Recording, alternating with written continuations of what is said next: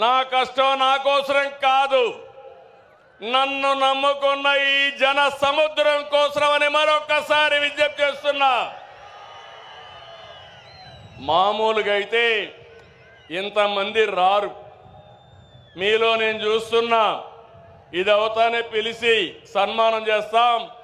కోడూరు నుంచి 60 సంవత్సరాల వయసులో సైకిల్ వేసుకొని కడప మహానాడుకు వచ్చాడంటే అది తెలుగుదేశం పార్టీ పైనుండే అభిమానం. వారిని చూడండి తమ్ముళ్ళు, ఇలాంటి కార్యకర్తలు ఉన్నారంటే ఈ పార్టీకి పూర్వ జన్మ సుకృతం. తమలో గట్టిగా చప్పట్లు కొట్టి అభినందించండి.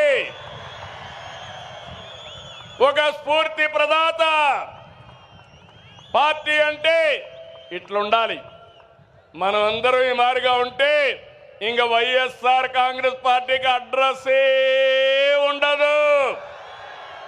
అవునా కాదా? ఉంటామని చెప్పండి. అలాంటి కార్యక్రమాలతో ఈరోజు ముందుకు పోతున్నాం. నెల నెల పింఛన్లు ఇస్తున్నా మనం ఏ స్థాయిలో సంక్షేమం అందిస్తున్నాయో చెబుతుంది.